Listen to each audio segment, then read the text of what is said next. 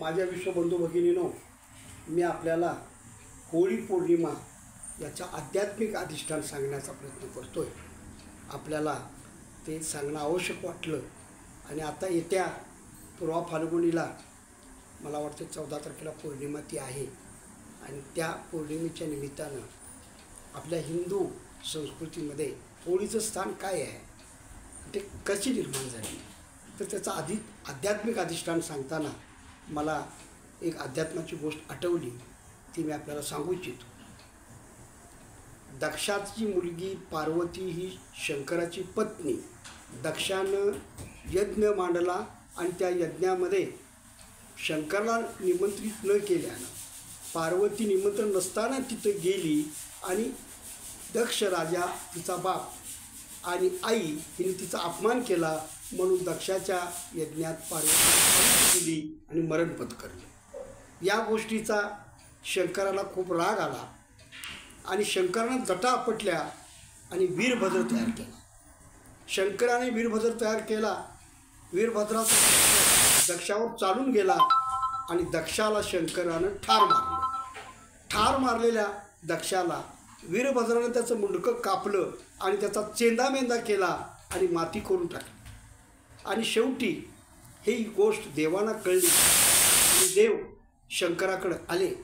शंकराकडे येण्यासाठी त्यांनी शंकराला निरोप दिला आणि देवही संकटात पडले होते, कारण शंकर हा शिवशंभो महादेव हा एक असा अवतार आहे की त्याची भक्ती श्रद्धेने तो पावतो आणि एखाद्याला वर देतो, त्यावेळी त्या कुटुंबाचं कोट कल्याण करतो. मग तो दैत्य असू दे, मानव असू दे, दानव असू दे, कुणीही असू दे, शंकर प्रसन्न झाला की तो त्याला देतच असे. असा रावणालाही त्याने वर देऊन लिंग दिलेलं देण्याचा प्रयत्न केला होता.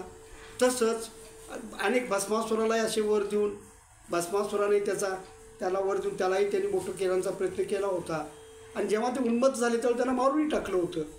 तसं देवांना तारकासुराने आणि तारकासुराच्या 3 मुलांनी जेव्हा देवांच्यावर स्वारी केली आणि देवांचा पराभव करून देवांच्या बायका पळून गेल्या आणि लपून बसल्या आणि देवांना झाडाला बांधून ठेवलं तारकासुरानं आणि देव अडचणीत आले, त्यावेळी ही बातमी सांगायला देवानी मदनाला पाठवला. मदन आणि त्याची पत्नी शंकराकडे आली आणि हा निरोप देवांचा शंकराला दिला. त्यावेळी शंकर रागात होते. देवाचा हा निरोप ऐकताच तारकासुरानं बांधून घालून अडचणीत आणलेलं आहे आणि त्याचं कारण तुम्हीच त्या दानवांना दैत्यांना वर दिलेत आणि तुमच्या भक्तीपोटी 1000 कमळ मोजून ती तुम्हाला पिंडीवर वाहत होते. 1 कमळ मोजायला चुकलं म्हणून त्याने आपली 3 मुंडकी कापून 3 मुलांनी त्या आपल्या पिंडीवर वाहिली, म्हणून तुम्ही त्यांना वर दिला. तुमचा या जगात कुणीही पराभव करणार नाही. ते उन्मत्त झाले आणि त्यांनी देवावर स्वारी केली आणि देवाला अडचणीत आणलेलं आहे. त्यावेळी शंकर हे ऐकून घेतलं आणि म्हणाला देवांना, आता बोंबलत बसा. बोंब हा शब्द पूर्वा फाल्गुनीला हुताशिनी पौर्णिमा म्हणून आपण साजरी करतो. ती शंकराच्या तोंडातून शब्द त्या दिवशी आला, म्हणून ही होळी पौर्णिमा आपल्या हिंदू धर्मामध्ये साजरी केली जाते आणि शेणी पेटवल्या जातात आणि अग्नीनं त्या शेणीमध्ये आहुती दिली जाते. आणि अशा पद्धतीनं देव संकटातनं सोडवण्यासाठी अग्नीची मदत झालेली आहे. अग्नीची का मदत झाली? पुढे शंकराचे पार्वती पर्वताच्या पोटी जन्म दुसरा घेऊन जन्माला आली आणि देवानी शंकराचा पार्वतीबरोबर विवाह केला आणि शंकराच्या पोटी जन्माला आलेला मुलगाच तारकासुराला मारू शकतो. त्यामुळं आमची मुक्तता करायला शंकराला मुलगा झाला पाहिजे म्हणून हिमालयाच्या पोटी दुसरा जन्म पार्वतीनं घेतला आणि शंकराची विवाह करून या देवांना मारण्यासाठी मुलगा होण्यासाठी देव आतुरतेनं वाट पाहू लागले. त्याच वेळी तिथं अग्नीला पाठवलं भिक्षा मागायला कैलासावर. लग्न वगैरे शंकराचं पार्वतीवर दुसरं केलं आणि हिमालयाची कन्या म्हणून दुसरं लग्न त्यावेळी शंकराच्या बरोबर झाल्यानंतर कैलासपर्यंत दोघं राहत होते आणि लवकर मुलगा व्हावा अशी देवांची इच्छा होती, कारण देवाने तारकासुराला बांधून देवाला तारकासुराला बांधून ठेवलेलं होतं आणि तारकासुर मरण्याची गरज होती. शंकरानं 3रा डोळा उघडून तारकासुराचे 3 मुलगे मारले, पण तारकासुर मेला नव्हता. शंकराच्या पोटी जन्मलेला मुलगाच मारणार होता. म्हणून त्या ठिकाणी अग्नीला देवानी परत शंकर पार्वतीच्याकडं पाठवलं. त्यावेळी अग्नी भिक्षा मागायला गेला.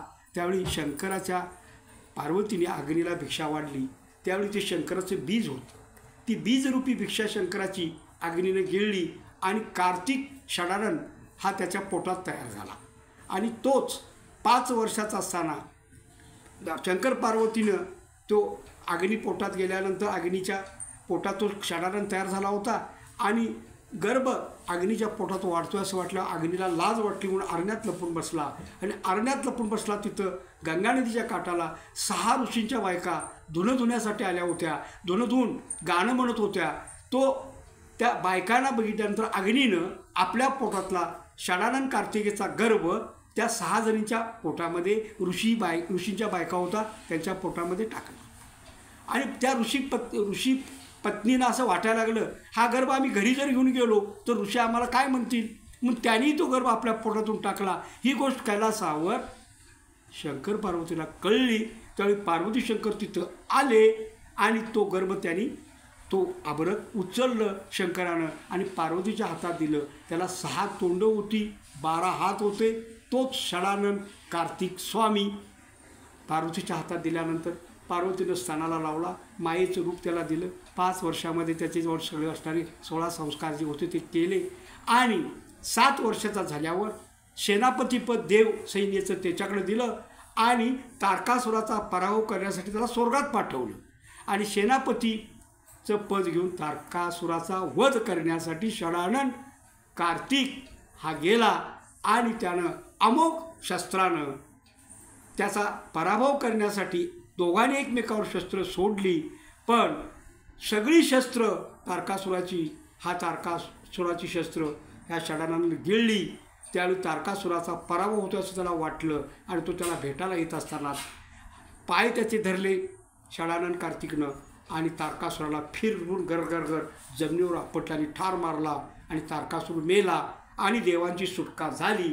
आणि अशा पद्धतीनं देव मुक्त झाले. त्याचा आनंद झाला. आणि षडानन हा अग्नीच्या पोटात वाढला होता म्हणून त्या होळीमध्ये सिनी अग्नीने पेटवल्या जातात आणि उत्सव साजरा केला जातो. अशा पद्धतीने हे आध्यात्मिक अधिष्ठान या शिमग्याला आहे, या हुताशनी पौर्णिमेला आहे, या होळीला आहे. हे मी आपल्याला सांगण्याचा प्रयत्न केला. त्याच्यामागं हे आध्यात्मिक अधिष्ठान आहे हे आपल्याला लक्षात असू द्या. हाच षडानन कार्तिक कुठल्याच बाईच्या पोटात वाढला नसल्यामुळं त्यांना सगळ्या बायांच्याबद्दल तिरस्कार निर्माण झाला असावा किंवा आपुलकी. म्हणून आईला म्हटला, आई मी जातो जंगलात आणि श्रीशैल पर्वतावर तो जाऊन थांबला. त्यावेळी जाताना आईला म्हणाला, आई स्त्रिया कशा असतात, माझ्यासारख्याच असतात, तर मी सगळ्या जगातल्या बायका माझ्या आया आहेत असं म्हटला. आणि तो श्रीशैल पर्वत निघून गेला. शंकर पार्वती मल्लिकार्जुनच्या रूपात श्रीशैल पर्वतावर कार्तिक स्वामीला भेटायला जातात.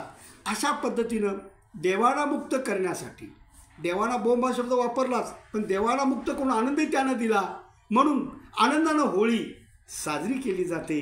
धन्यवाद.